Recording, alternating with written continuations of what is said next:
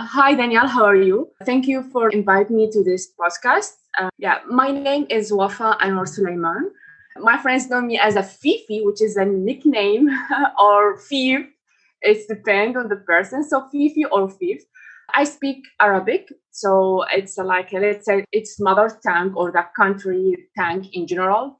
I also speak another language which is for Iraqi Christian or Babylon from Babylon, south of Iraq, Kuldan. This is language for Christian in Iraq.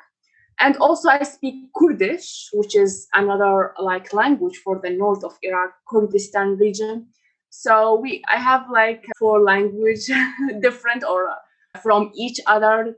And I'm architect. I have master degree in architecture. I am a university teacher since 2010. So this is what you guys want to know about me, or did I This sounds really great. Yeah. So it must be really funny to listen to you when you meet your friends, because 4 languages, it gets messed up. Yeah, a bit, yeah. So Arabic, Kuldan, English, and 4.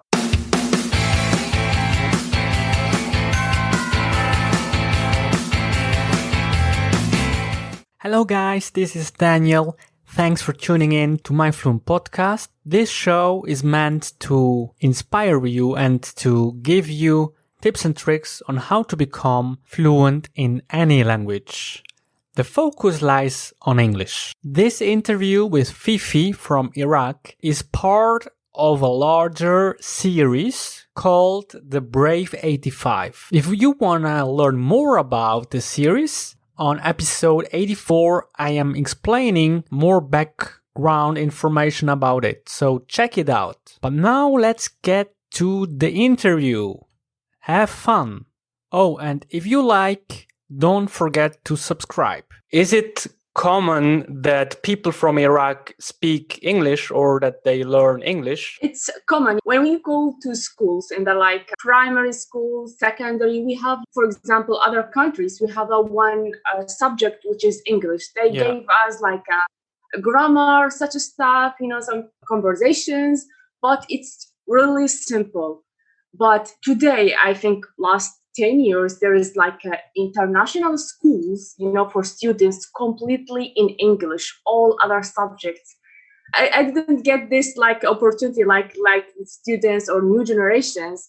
So English was one subject from of other 5 or 6 subjects. Yeah, but it was, for example, in Arabic or other languages. Okay. So English was not the main subject, Okay. in schools at that time. Oh, I see. Yeah, in my time, I had French back in school. Yeah. And when I was 17, I had my first lesson in English. But today, as in your case, school began earlier with English because English has become more important, obviously. Yeah, exactly. They took the science, history in English, everything in English. Yeah. So I think the new generation is they have a good opportunity to learn English more than us. Yes. Yeah, they are lucky. They are very lucky. Yeah, exactly. How long have you been listening to Luke's English podcast? Okay, so the story started in 2016, December 2016, 2017, January. So almost 3 or 4 years, if I can say. 3 to 4 years. Yeah. Did you understand everything that Luke said in the beginning? Okay. Can I say it's a 60% to 70? Yeah. Because when you listen to him, you don't think this is a British guy or speaking. It's pretty clear. You can understand the accents, everything. I don't know. It was so clear. I don't know if you have the same thing to share. Yes, well, so, yeah, it was. He's speaking very clearly, and I have to be honest that before I have known Luke or his podcast, I didn't like the British English a lot. Yes. Because yes, same.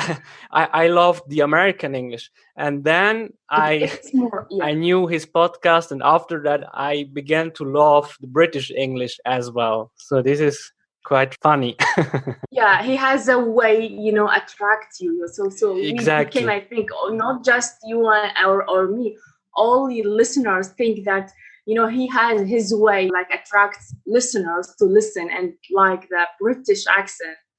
So we used to listen to him. He can ramble for hours and hours. He's the king of ramble. Yeah, exactly. So in your audio message, you mentioned a really great method to learn English by having regular Skype meetings. We would like to know more. So please tell us, Fifi, how did it all start? Okay. By the way, thank you for saying Fifi. I feel like I'm at home. Nice. So let me tell you the story behind the Skype. So I told you that I know that this podcast, Luke podcast from a friend of mine. He told me that there is a nice podcast. So one day I listen to him. Then I download the application on my phone. There is a comment section or bar, below his podcast. So it was like kind of coincidence. I have made an comment. There is a guy called Antonio.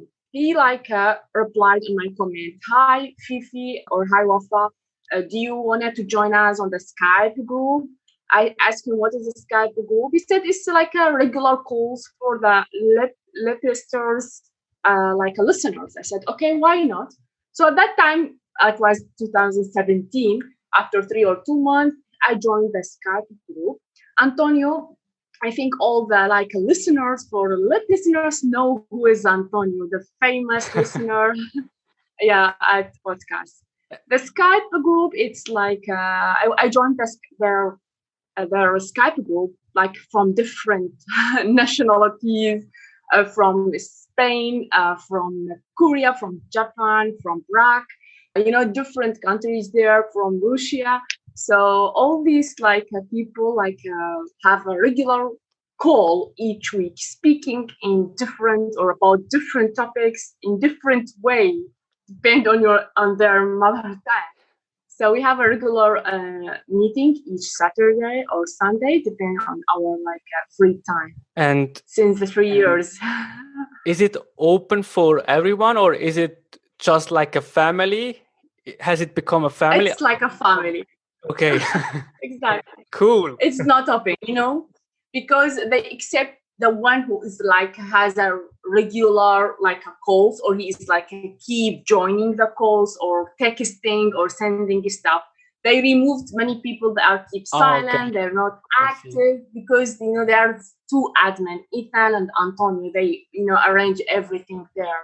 Ethan from Korea, Antonio from Spain. Okay, cool. So yeah, it's not open for all listeners and those who are active. And is there any planning involved before the meeting starts? I mean, or is it very informal and you meet each other and you just talk? We meet each other. We talk in different topics, maybe from public topics, private, or for example, know each other's traditions, speak about problems, about weather, about everything. So that encourages us to exchange the information between us. So no specific topic in everything. If I have a problem, I shared with them. I took their opinion or their advice. Yeah. How could you improve your English by having these Skype sessions? I mean, are there any methods involved in these Skype sessions, or do you think is it just because you could speak a lot in these sessions that you could improve your English? So, or is there any magic trick behind it? I don't know. Yeah. So since we are from different countries and different English language levels, so you see there some people high level, medium level, or low level. So when a high level person is speaking English, sometimes I stop him or her, asking her about the meaning behind this word or this sentence, or they type it for me in the chat. I'm looking for the meaning behind. This gave me new vocabulary, new meaning. Or sometimes I need to say something, but I don't know how to say it in English. I'm looking for the translation and, learning new words. and speak about that topic I want to share with them. So learning English in a way, learning in new words, in new phrases, these things. This is pretty cool. To start. Yeah, and learning exactly. together with the group.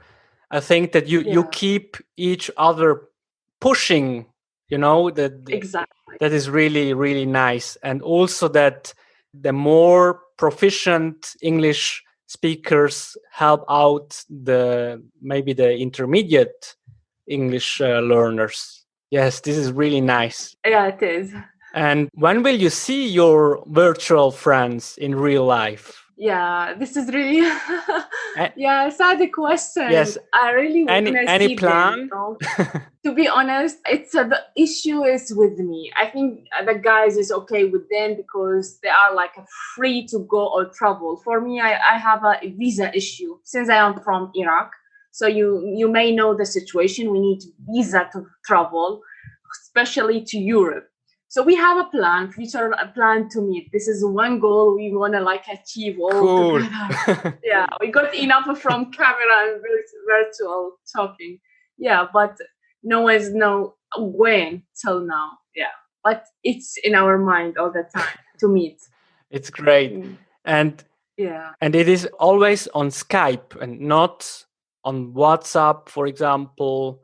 We have we change the numbers between us. Sometimes someone is disappeared or something happened, we can contact them or him or her, but regularly we have the Skype call all the time. Yeah, it's like official tool for us. Would you say that the main thing that helped you to improve your English was it this Skype group, right? Because you talked a lot, and also because you listened to Luke's English podcast. Exactly. I listened to the podcast and then I practice with them. Yes, because you mentioned something like that because you listened many years to Luke's English podcast that you could get more confident. Also, you've got a scholarship last year, I think.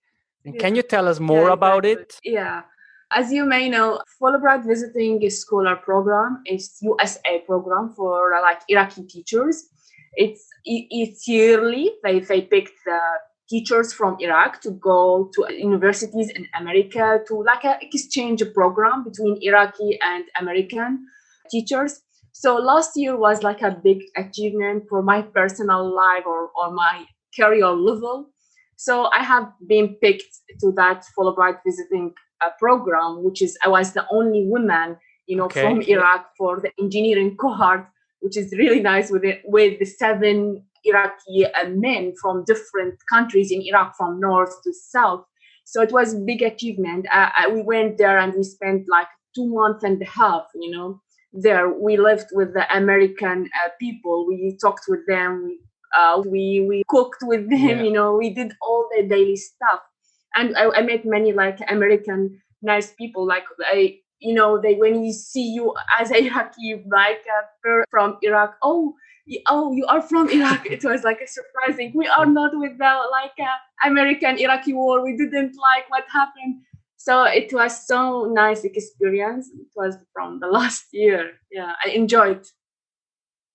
And you felt very confident from the very first day on, right? To as speaking you say, English. The American accent, it's pretty clear for us. So contacting others, they understood what I was saying. It was surprising, and it cheered me up, to be honest. Yeah, I see. And do you have any goal in mind when it comes to learning English? I mean, do you want to reach a certain level or make an exam or something? Yeah, this is related to my future plan. I need, to study PhD to complete my study abroad. So one of their conditions to have an IELTS exam. So within maybe 1-2 months, I'm planning to get an IELTS exam, to travel and, to get an offer. That is really interesting. What do you do exactly to pass the exam? I mean, how do you prepare yourself? Do you have any grammar books or do you attend a course? I have the IELTS book. There is many exercise in it. I practice like maybe every weekend, Also, I'm listening too much to some podcasts on YouTube or some tricks how to deal with the IELTS exam, So there is many like YouTubers speak about the IELTS and how to do the exam. Yeah, okay. The most difficult part, which is the reading. You have 3 passages within 20 minutes. It's too much. Yeah. You need to tell me once you have passed. Yeah, of course. I will send you email, send you my score. Yeah, of course. And what is one of your top tips on how to learn English?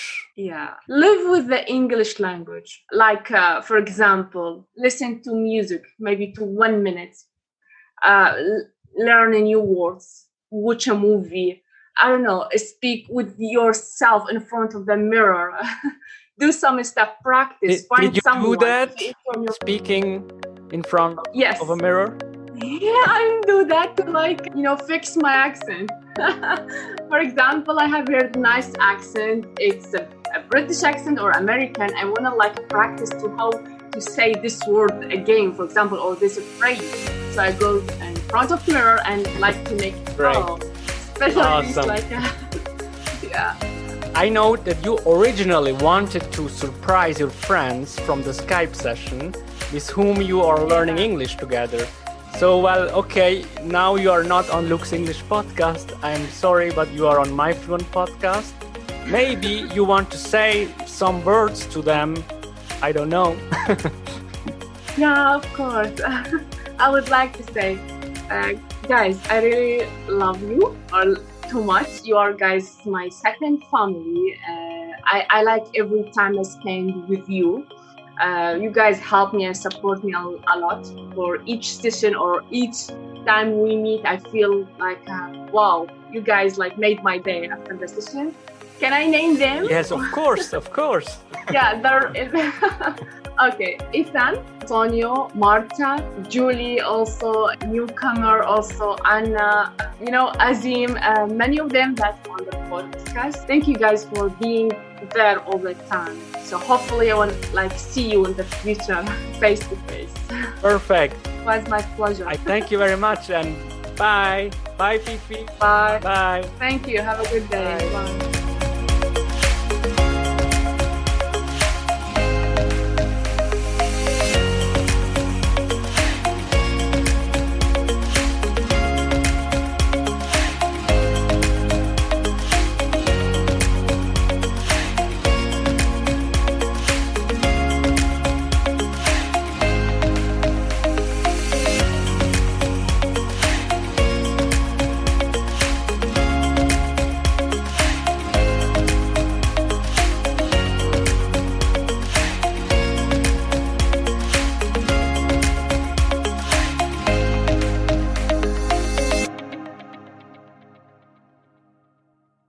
My name is Alvaro. I'm from Spain. It's actually great how Luke is offering us this unique opportunity to tell our stories. Luke is the host of Luke's English podcast, and he launched a competition in which his listeners could send in a 2-minute piece of audio. I would like to share with you all 3 personal stories. So my first story is about how I overcame my stuttering. Would you like to know the secret? 101 participants. My second story is about how I managed to become an English teacher. 85 of them didn't make it to the next round and could not tell their stories. My last story is about how I raised my 2 children to be bilingual-ish. Our mission, interview the brave 85. It will be such a pleasure to share these stories with you. It may sound strange, but I am happy that you didn't make it to the second round. Who knows? Who knows what? I don't know.